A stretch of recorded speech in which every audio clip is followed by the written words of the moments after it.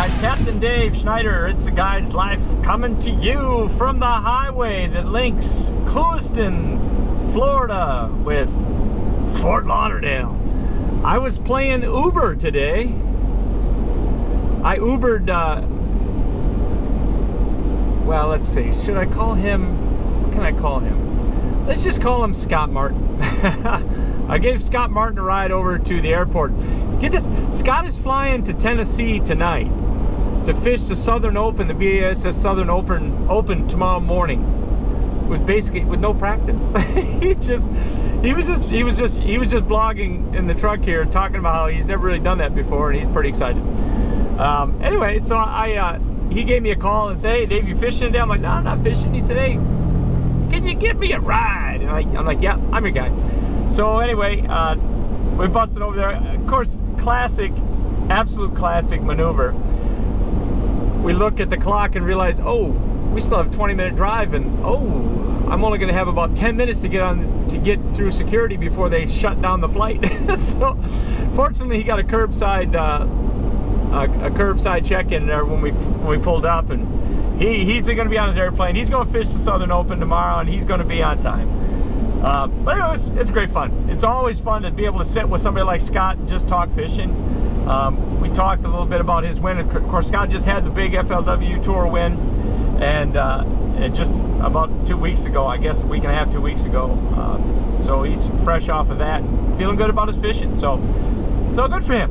Anyway, I'm on my way back. I thought I'd use this time to vlog just a little bit and kind of keep you up to date with things. I had a power pole that went out on me the other night. You know, I've had some power pole issues recently.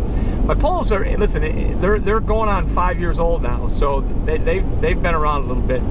But what's really cool is the way J&L Marine just stands behind their stuff, man. I have still yet to pay for a part, even though stuff's not under warranty. So kudos to them again. I had a circuit board that went out on one of my poles. The pole I get a red light, which is an indication that you got a voltage problem, and then it just kind of hummed, kind of a beep humming, kind of a tone to it, and then it quit working. So they sent me the circuit board and a new cap and whatnot, and I'll plug that in when I get home tonight. I'll be good to go. I do have a trip tomorrow. Got a couple guys coming in from Massachusetts, or that part of the world anyway, and we're gonna fish for 4 hours tomorrow night, and so that'll be a lot of fun. It's gonna be an artificial trip. Probably wind up in Harney Pond, quite frankly.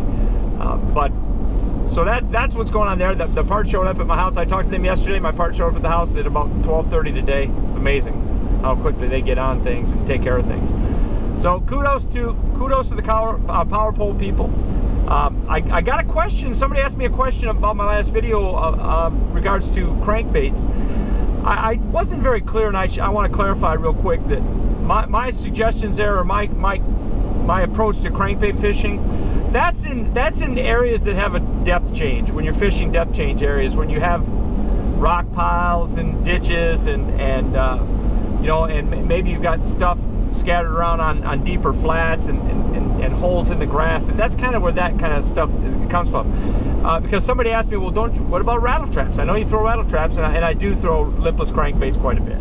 I will say that my lipless crankbait selection a lot of times is more specifically related towards fishing for fish that I feel are eating bait fish, eating shad, and eating you know, lake run minnows and alewife up north and things like that. Or if I'm fishing flat areas where I'm fishing over the tops of grass and things like that, I love a rattle trap. But a rattle trap, and I say rattle trap as a universal term, I don't always use a rattle trap. Sometimes I use other companies as well. But the lipless crankbait itself is a very versatile bait. It really, you can fish it deep. You can, you know, I've got places where I'll throw it out. It's maybe 7-8 feet deep. You let it fall, and then you just pull on it and kind of let it sweep it up, and the rattle trap, or the lipless crankbait goes like this, and it falls, and rattle, and falls, and you can kind of yo-yo it back and things like that. All of those things, by the way, that's a very effective technique on Okeechobee as well. But you can you know, but I do use a lipless crankbait a lot, and I use a lot of other types of crankbaits too. I've got some other medium divers that I like a lot.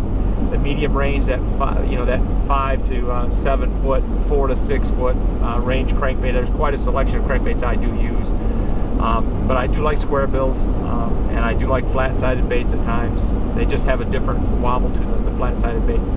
But having said all that, I just want to kind of clarify that, you know, for the crankbait story. So, all right, more to come. Update on the giveaway. Looking for 1,600 guys. Keep it going. We're just we haven't had a lot of subscribers in the last 2 days or so. So I'm feeling a little bit left out here in the cold. It's cold. It's not cold. Well, it's only 75 degrees today. It's kind of cold. But so do make sure you're sharing this with your friends and let's get those subscriptions going and keep people looking and keep people watching. I deeply appreciate that. Oh, hey. Also, I wanted to mention too that I'm starting to notice that the fish are really starting to stack up on Okeechobee. Here's a lake report for you. The fishing is getting better and better as the water gets lower and lower. The key thing is you got to just watch where you run and watch where you go. It takes longer to get into places to fish, but the fish are starting to pile up on top of each other, and it's getting better and better. Straight up, guys, anytime you drop the water, anybody will tell you it concentrates the fish because they move out of shallows and they move into safer deep water zones, edges and drop-offs and cuts, you know, and there's a whole bunch of that stuff on Okeechobee. It's just not in the lake, it's in the cuts and canals and things like that. But the fish are congregating, and as the lake gets lower now, we're at about 11, just above 11 and a half feet, 11 3/4 feet deep. The fishing's just getting better. So don't hesitate to come on down here and fish, guys. The lake is great. There's lots of clean water to be found, you're going to see that you're going to be able to sit in places and just catch fish and catch fish and catch fish, and that's good. Take care of the resource. Don't keep them. Put them back, for God's sakes. But that's my public service announcement, and that's my public service announcement.